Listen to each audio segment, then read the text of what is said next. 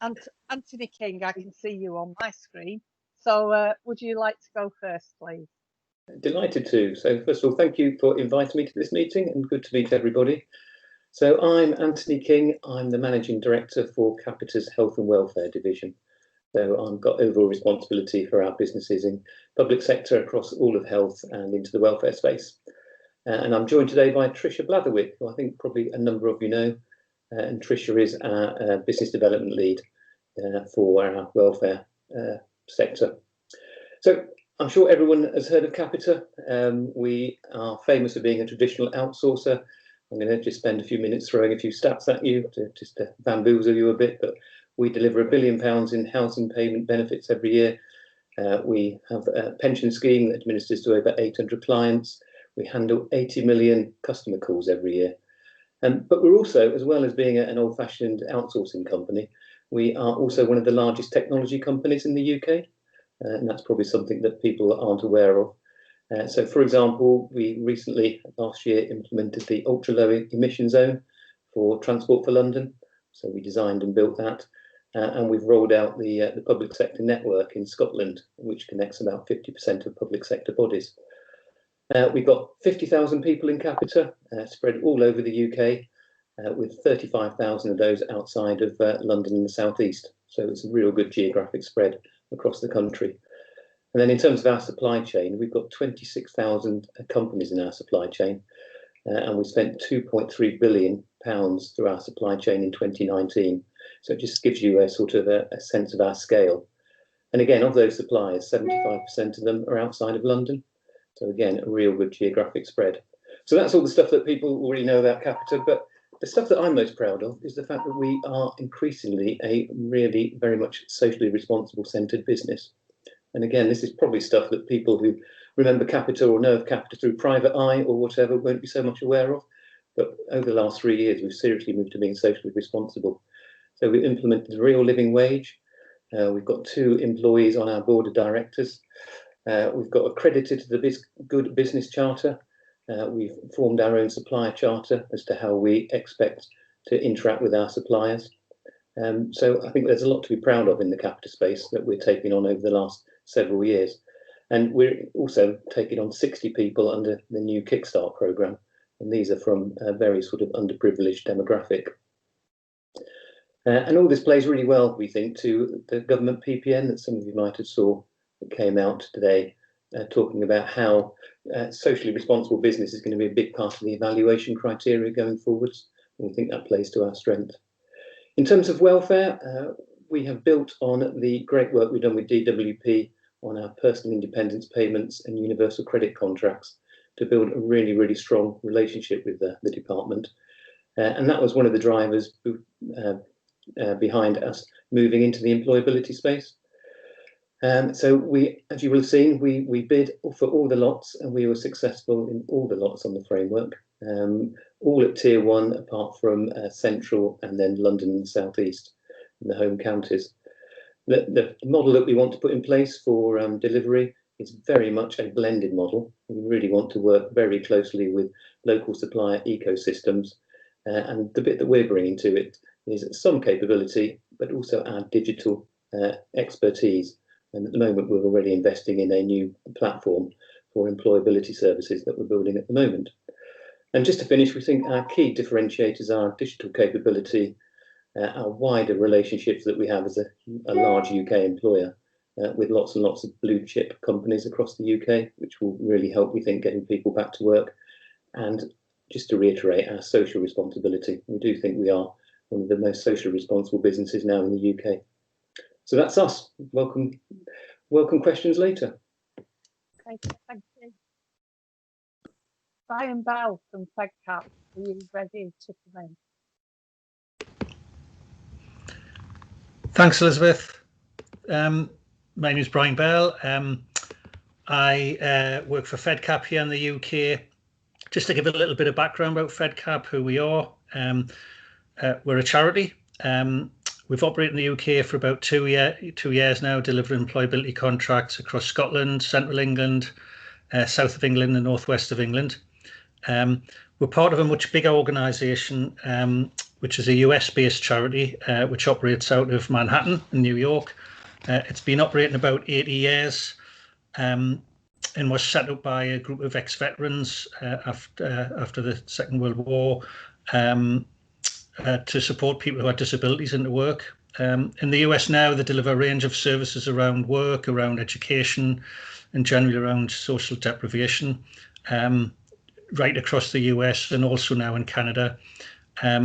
Critically for us in the UK, they've got a strong balance sheet, which we've leveraged and gives us the financial strength to bid for some of what we hope are the big contracts that will come out of the DDP and from the framework. Back here in the UK, we've been successful in our application to get on all of the frameworks. 4 is a tier 1 in Scotland, in Wales, the South and the Northwest, and then 3 is a tier 2 in the Northeast, Central, and London and the Southeast and home counties, and then the national one as well. You asked at the start, Elizabeth, if we could talk about our strategy. So I think we're keen to do a few things on the back of all this. First, our mission as an organisation is pretty simple, and I hope it's fairly strong as well. And it's to help those that need support find sustainable work. So we're keen to do that across as many geographies as we can. Essentially, that means that the skills that the CAEHRS Framework was looking for is what we do. We don't do other things. We exist to find people the right job for them. In sticking to our mission, we're acutely aware that the things we don't do. And so we want to work with other great organisations that can complement our core skills, do the things we don't do, and critically for us to bring deep local knowledge about the localities in which they work. We want to be a great partner. We want to be an organisation that other organisations want to work with, and we want to work with those organisations that share our values. We use this approach in our CAEHRS applications, and thanks to those organisations who work with us and support our bids. Just a couple of examples. We bid with some fantastic support from Stand Guide, and we're now a tier 1 organisation with them in the Northwest and a couple of other, and working with them in other locations as well. And similarly with Get Set UK, where we're going to be working with them in London and again in a few other areas as well. I look forward to working with them. I look forward to working with other organisations as well. And to be honest, I'm looking forward to growing together and swapping great ideas and learning from each other. One last thing from me. I think we're the only charity that's managed to get across all of the frameworks in the UK. One of the key drivers for us is to make a difference in the communities we work in. And one example for us is a drive for us as an organisation to work with those customers who've got families with children aged 0 to 8, and we're looking to reinvest surpluses that we might make from any contracts we get to enhance the services that we offer to those families. So it's a key driver for us, as I said, that we're a charity and we want to make a difference in those localities we're working in. And we look forward to working with other organisations. I heard a lot of discussion earlier about where our details are. I know I've sent them across to Ursa, Elizabeth. We've sent across some slides and so on to Ursa. So I'm sure it'll be on the Ursa website. If the chat's working, I've also put our address on the chat box. So anybody who wants to get in touch, please do so. Thank you, Elizabeth. Okay, thank you. So can we move on to Colin Davis and Luana Manuel from G4S, please? Thanks, Elizabeth. I hope everyone can hear me and see me. Alana's also on the call, but I'll do most of the talking, just for the next 3 or 4 minutes. So I'm Colin Davis. I'm one of the partnership managers with G4S. Been with G4S since July, but have a long history within Welfare to Work prior to that. I'm not going to give a full history of G4S. A, we haven't got time, and B, there's an awful lot on Google for anyone who's interested if you want to have a look at that. What I can tell you about is G4S's approach to welfare to work provision, and also what we're looking for in terms of a supply chain.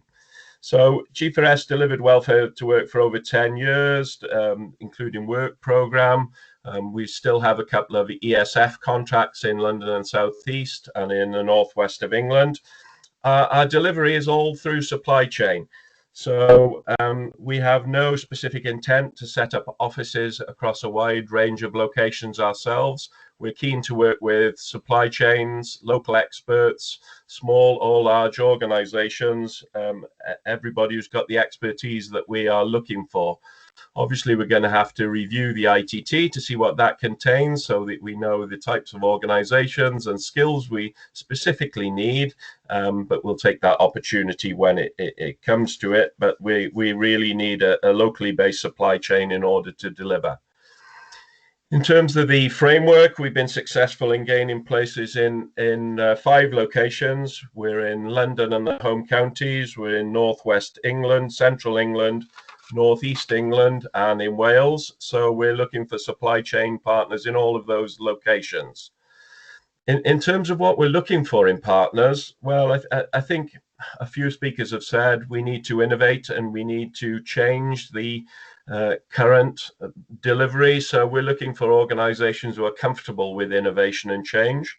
We're looking for organizations who are willing to collaborate and share. But because we don't self-deliver, that doesn't mean that we're going to steal everybody's great ideas and make off and run with them ourselves. We're looking for organizations who can provide honest and constructive feedback direct to G4S. So people who can help us to improve what we're doing as a prime as much as what they're doing as a partner organization. And we're looking for organizations who can deliver what they promise, achieve targets and accept support. I don't think direct experience in the sector is essential as long as an organization has the skills that are adaptable and the skills needed to deliver the customer journey specified in the ITTs when we eventually get to see them. And we are willing to invest in organizations, and we've got a long history of helping organizations expand through our current contracts. And our most recent Merlin report has lots of complimentary comments from our supply chain. So we think we're doing the right things to help our supply chain continuously improve. We do have an EOI available. It's on the IHRSA website, I believe. So any organization who wants to express interest in working with us, that EOI is still there. It's still open. Please complete that if you're interested. And if you want to have a discussion with either myself or Ilana, then our contact details are on the EOI on the IHRSA website, or we'll put them on the chat, and we'll put them on the chat on here as well. Thanks very much. Look forward to hearing from you and working with you in the future. Thank you, Colin. Can we move on now to Fiona Monahan, the Chief Executive of Ingeus UK? Thanks, Elizabeth. Hi, everyone. Nice to see you virtually. As Elizabeth just introduced, my name is Fiona Monahan. I'm the Chief Executive of Ingeus UK. I'm also joined here today by Steve Hart, our CEO of Employability. So Steve will say a few words as well about our UK business. But for those of you that don't know, Ingeus is part of the APM Group. The APM Group is one of the largest human services organisations globally. We now operate in 10 countries and across our global business employ over 6,500 staff with about 2,000 here in the UK. And we operate around the world from about 700 or more than 700 locations. At the core of everything that the APM Group does is employability and health-related services. And collectively, the mission of the organisation is to enable better lives. In the UK, Ingeus has been delivering employability services since 2002. And I'm just going to hand over to Steve just to give a little bit of an overview of the UK business before we talk about our partnership approach. Thank you, Fiona. Okay, hello everybody. So we've Ingeus APM have been, as I say, it's been in the UK since 2002. We actually ran the largest prime contracts for the work programme across 8 areas, and during that period of time we worked with in excess of 100 supply chain partners during that period of time. At the moment, we deliver 3 work and health programme prime contracts in central London, northwest and greater Manchester, and we work with 3 different commissioners across those prime contracts. We're also delighted to be working with Reed and Shaw Trust in northeast and central regions on the work and health programme as well. In our prime contracts for work and health programme, we have a supply chain delivery of between 30 and 40% in those 3 prime contracts. Recently, like other primes on work and health programme, we mobilised 3 JETS contracts within the space of less than 2 months, which was a big challenge, but we did it, and we did it with existing supply chain partners. But we were also bringing in additional supply chain partners during that period of time, which is great. In our business within Ingeus UK, we also have a health division, and we work with on the National Diabetes Prevention Programme, and we also run the UK-wide Access to Work mental health service, as I say, UK-wide, and that's for people who are in work and supporting them whilst they're in work. We also recently acquired CIC, providing an employee assistance programme, which we're delighted to be working with CRC now. It just increases our health footprint within the UK and widens our services. And just very briefly, we also run justice programmes, probation services, and also very proud of our work that we do in prisons on the CFO3 contract, also through youth services on the National Citizen Service.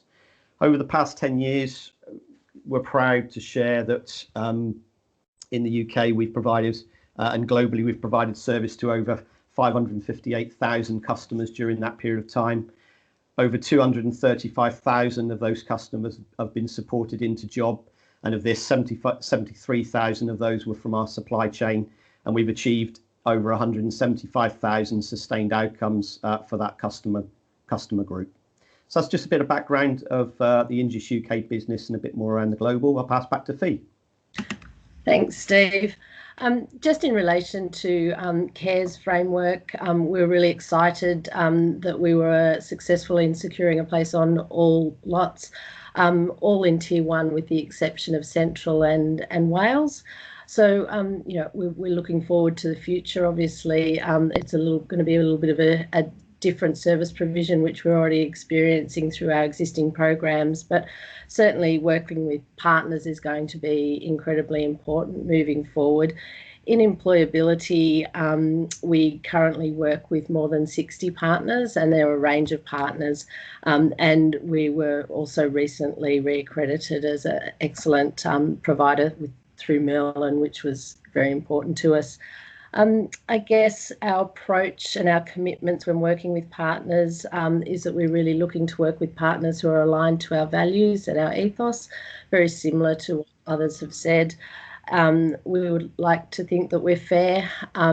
Performance is really important, and part of our strategy and all the work that we do is that we operate in areas where we believe we can perform at number 1 or maybe 2, but number 1 is always our desire. We're looking for partners who we can be collaborative with, and as others have said, I think more it's going to be more and more important moving forward that we're innovative, and that the partners that we work with are innovative, and that we reward that innovation and performance focus. And also it is our commitment that we're open and transparent with the partners that we're doing business with. So we do have an open EOI process out, and like others, we're slowly working through that to be in touch with everyone that's been in contact with us. So if you haven't heard from us, please be patient. We're getting there. And if you haven't put in an EOI, we'll get the details through to Ursula and make sure that they're available. But equally, if anyone would like to reach out and have a conversation, Steve or I would be more than happy to hear from you personally outside of that process. So thank you, Elizabeth and Ursula. I'll hand back. You're on mute, Elizabeth. Yes, I am. I've got a cough, so I thought you didn't need to listen to me coughing. So finally, if we can move on to Andy Cannaford from Shaw Trust. Thanks, Elizabeth. And good afternoon, everyone. As Elizabeth said, I'm Andy Cannaford, Commercial Director for Shaw Trust, responsible for our bidding and tendering, but also our supply chain strategy and governance through the life cycle of the contract. So I'm lucky enough to see our partnerships go from conception right through delivery and see those partnerships evolve. I'll start with an overview of our organisation. For those of you not familiar with Shaw Trust, we're a not-for-profit social enterprise that seeks to improve life chances through employment for people who face social and economic challenges and may be disabled or have complex needs as part of a range of our services. In recent years, Shaw Trust has experienced a number of changes, expanding to include prospect services, who you might be familiar with from delivering work programme, the National Careers Service, and a range of NEET provision, and as well Ixion Holdings, who deliver NEA, apprenticeships, and other skills-related contracts such as adult education budget. We also have Shaw Education Trust, our multi-academy trust, and that links into our vision and values. And our belief that every person in the UK has the right to lead a decent and dignified life through good employment. We know that inequality and barriers to accessing good employment impact significantly on people's income, but also their sense of purpose, social connections, and their personal agency. And these inequalities and barriers often begin in early life, impacting individuals through their school years and then into early adulthood. To support with this, we have an early years to careers approach. We have a diverse portfolio of contracts across our children's homes and our through Shaw Education Trusts, our wider children's services, justice and rehabilitation contracts, health and well-being, and our learning and skills. Obviously, today we're here to talk a little bit about CAEHRS and our employability division. Some of you will know we're the prime contractor for Work and Health Programme and IPES across the CPA 1 and CPA 5 region. We also deliver NEA for DWP in London and have a number of specialist programmes linked to employability through other government departments such as MOJ, but also local authorities and health commissioners such as CCGs. Like the other Work and Health Programme contractors, we're currently mobilising jets to meet the immediate challenge that we have at the moment, for which we've procured a new supply chain to support us to deliver.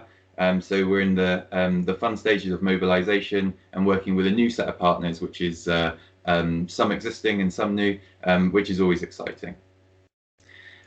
So our partnership approach, we want to work together to deliver positive outcomes. And I think working in partnership with organisations who are innovative and proactive is great. But most importantly, I suppose we want to share that vision and values. So I'd encourage you to visit our website where you can read our 2030 vision for Shaw Trust. And if you feel that you align and relate to these vision and values, then there's our partnerships page where you can get in touch and ask any questions or follow up. So we currently work with over 150 partners across the country with over 200 individual subcontracts. So we're experienced of working with partners. It's a diverse collection, diverse partnership with over 75 of those organisations being SMEs, delivering maybe specialist services for us, and also a range of organisations who are maybe current primes as well, as we said, working with a number of organisations who are delivering on this call today. We recently achieved excellent and as part of our Merlin score, which highlighted the positive relationships we believe we have with our partners, and we've been continually improving that score over the last few assessments, which has always been positive. In saying that, are we the perfect prime? Definitely not. And do we always get it right first time? No. But equally, do we expect our partners to be perfect every day of the week? No, we don't. The key for us is ensuring we've got a strong relationship built on open and transparent communications, to be participant and individual focused, and ensure that we're working to both support the commissioner with their objectives and the individuals on their journeys. So recently we were really pleased to be awarded onto all 3 of the CPA lots that we bid for the CAEHRS opportunity with DWP. We're Tier 1 in CPA 5 and Tier 2 in CPA 1 and CPA 2, so Central England and the North East, sorry, and then Tier 1 in London and home counties. To work with us, if we've got a couple of ways that you can get in touch with us, and the best way is to go through the Sure Trust website. We have 2 current opportunities. One is our dynamic purchasing system, which is available through our Proactis procurement portal.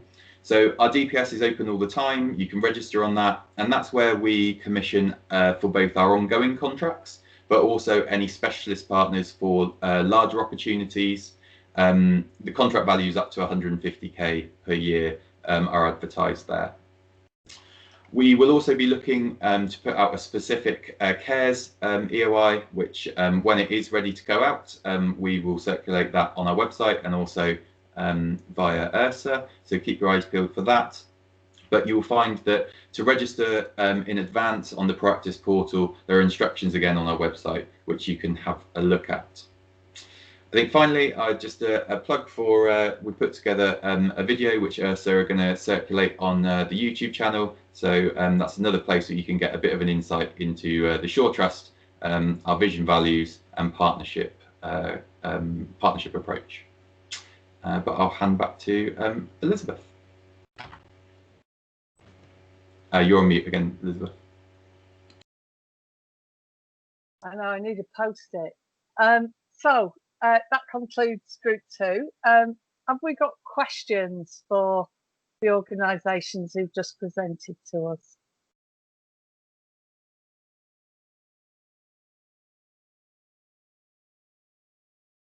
No questions. No hands being raised? You must have explained it all. Yeah, we must have done a fantastic job there. Okay, well, thank you, and we'll move on. This is a bit of a marathon of an afternoon.